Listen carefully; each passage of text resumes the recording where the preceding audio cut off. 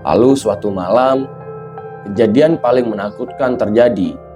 Ujang sedang duduk di depan rumahnya saat jam hampir menunjukkan tengah malam. Sunyi hanya angin dan suara serangga. Tiba-tiba ada suara langkah lambat sangat dekat. Kemudian suara itu terdengar pelan, lebih dekat dari sebelumnya. Suara itu bukan sekedar rintihan. Suara itu terdengar seperti permohonan maaf dari seseorang yang telah cara yang kejam.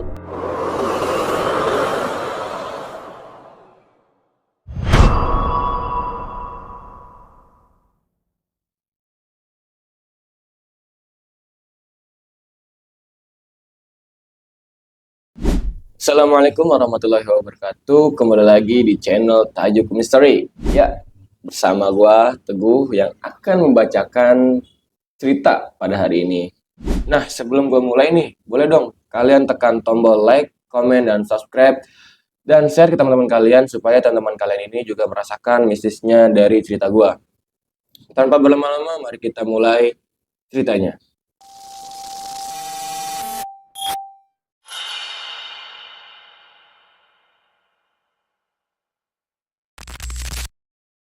Jadi ini bukan cerita biasa, ini bukan sekedar rumor. Ini adalah pengalaman yang diceritakan dari mulut ke mulut di sebuah kampung yang sampai sekarang masih membuat orang merinding saat malam tiba.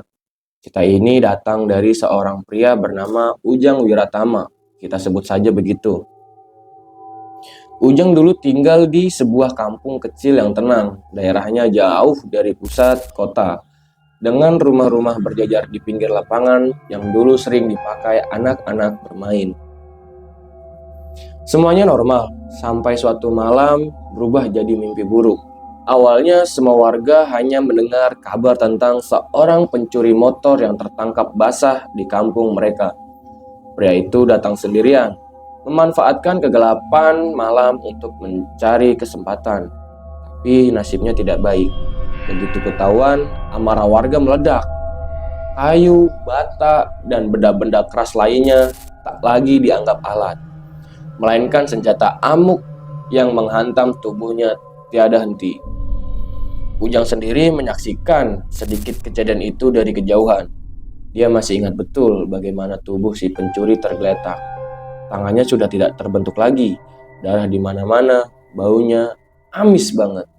Sejak malam itu, suasana kampung berubah drastis. Awalnya hanya sunyi yang terasa berbeda. Lalu suara lirih yang tidak biasa mulai terdengar di malam hari, terutama dari arah lapangan itu.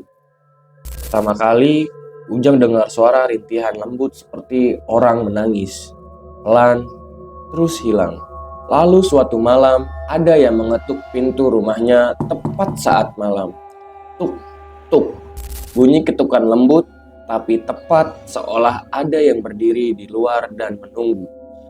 Ujang menahan napas, dia tidak berani melihat keluar. Tetangga lain juga menceritakan hal yang sama. Ibu Sari yang rumahnya dekat lapangan bilang dia sering mendengar suara memohon ampun di saat sunyi. Bukan sekedar suara angin, tapi suara permintaan maaf. Dan yang paling mencengangkan, beberapa orang yang nekat mengintip dari balik jendela kampung mengaku melihat sosok bayangan berdiri diam di gelap dekat lapangan itu. Bukan bentuk yang jelas, hanya siluet hitam, tapi cukup untuk membuat bulu kuduk merinding. Suatu malam, Pak Sandi, tukang somai yang sudah lama tinggal di kampung itu, mengalami sesuatu yang menurutnya tidak mungkin ia lupakan sampai mati. Dia sedang menutup gerobak somainya saat lampu belakang rumah padam. Tiba-tiba, dia merasakan ada yang berdiri tepat di belakangnya. Dia merasa seperti ada yang melihatnya, menunggu sesuatu. Pak Sandi bilang, dalam pikiran dan perasaannya, suara itu berbicara bukan lewat mulut, tapi lewat batin. Menurut Pak Sandi, itu bukan suara biasa, bukan juga sekedar angin atau imajinasi, tapi sesuatu yang benar-benar ada di sana. Sejak kejadian itu, banyak anak kecil di kampung yang mulai sering sakit secara misterius. Ibu-ibu enggan menjemur pakaian di malam hari. Beberapa laki-laki mengaku mendengar jeritan dini hari. Sebagian warga bahkan bilang pernah melihat siluet darah yang berceceran di tanah lapangan saat subuh, lalu hilang sebelum matahari naik.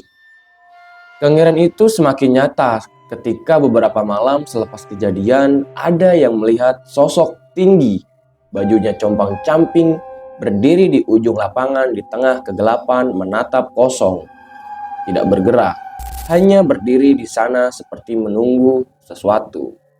Lalu suatu malam, kejadian paling menakutkan terjadi. Ujang sedang duduk di depan rumahnya saat jam hampir menunjukkan tengah malam. Sunyi hanya angin dan suara serangga. Tiba-tiba ada suara langkah lambat sangat dekat. Kemudian suara itu terdengar pelan lebih dekat dari sebelumnya. Suara itu bukan sekedar rintihan. Suara itu terdengar seperti permohonan maaf dari seseorang yang telah cara yang kejam. Ketika Ujang menoleh ke arah lapangan, dia melihat bayangan yang samar. Siluet seseorang berdiri di lampu redup, lempar pandangannya ke arah kampung dan perlahan menghilang dengan suara langkah pelan, tanpa meninggalkan jejak. Setelah kejadian-kejadian itu, warga kampung akhirnya sadar bahwa teror bukan berasal dari hal mistis tanpa sebab.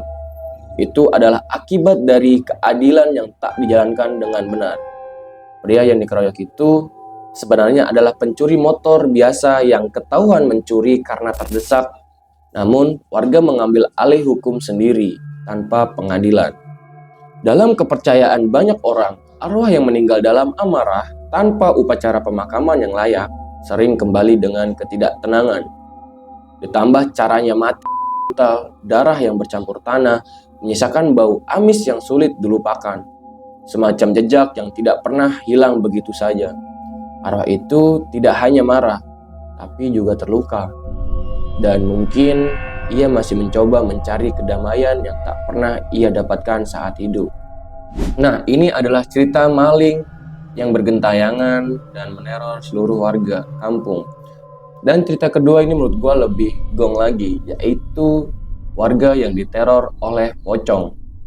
Jadi cerita ini gue dapetin dari internet. Nama daerah dalam cerita ini gue samarin. Beberapa tahun lalu, Edi sempat tinggal di sebuah kampung kecil dekat lereng bukit. Kampung itu tidak terlalu besar. Rumah-rumahnya berjajar rapat. Dipisahkan jalan sempit dan di sekelilingnya masih banyak kebun serta ladang kosong. Edi tinggal di kampung itu bukan untuk menetap lama. Ia hanya ikut membantu sepupunya, Iwan, yang sehari-harinya berjualan bakso. Gerobak bakso Iwan biasanya mangkal di pinggir jalan kampung, tepat di dekat ladang kosong yang cukup luas. Awalnya kehidupan di kampung itu terasa normal, tenang, tidak ada cerita aneh. Keanehan mulai terasa ketika beberapa warga sering mengeluh mendengar suara aneh di malam hari. Bukan suara binatang, bukan suara orang lewat. Suara itu seperti rintihan pelan. Awalnya suara itu dianggap angin atau orang sakit. Namun lama-kelamaan suara itu makin sering terdengar, terutama setelah tengah malam. Edi pertama kali mendengar cerita itu dari tetangga yang rumahnya dekat dengan ladang. Katanya setiap malam tertentu, bau amis seperti darah tiba-tiba tercium di sekitar ladang. Edi tidak terlalu percaya. Ia menganggap warga hanya terlalu banyak berpikir. Sampai suatu sore, Edi ikut membantu Iwan berjualan seperti biasa. Hari itu cuacanya mendung. Angin berhembus pelan, membuat suasana kampung terasa lebih sepi dari biasanya.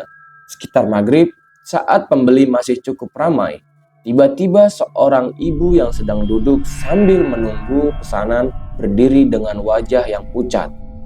Tatapannya, matanya lurus ke arah ladang.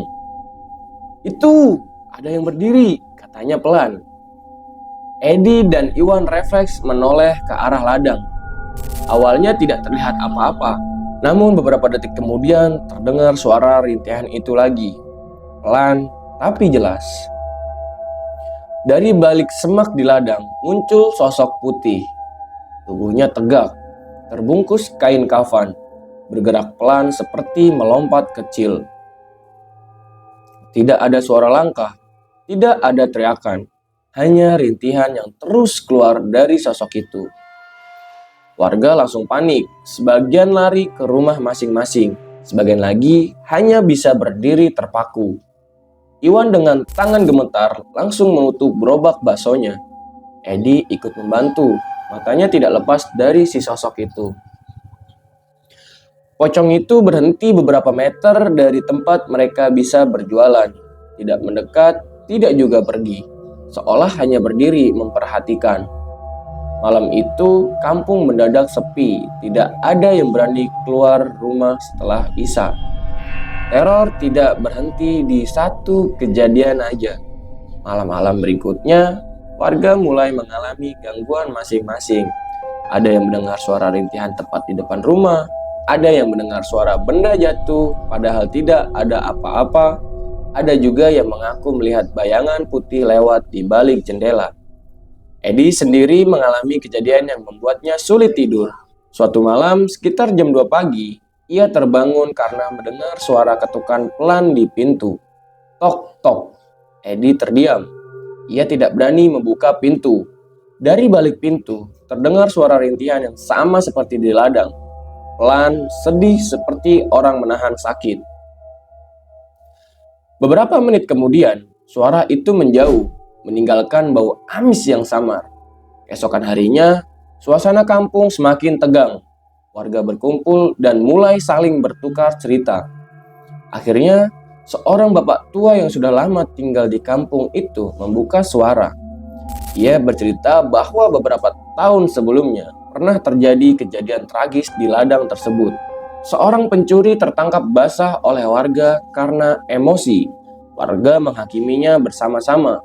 Ia dipukuli sampai meninggal di ladang itu. Jasadnya dikubur secara cepat dan seadanya. Menurut bapak itu, sejak kejadian tersebut, ladang itu sering terasa berbeda. Dan sosok pocong yang muncul diyakini adalah arwah orang yang meninggal secara tidak wajar. Setelah cerita itu menyebar, warga mulai melakukan doa bersama. Setelah bakso Iwan dipindahkan ke tempat lain, anak-anak dilarang bermain di dekat ladang. Edi sendiri memilih tidak lama tinggal di kampung itu.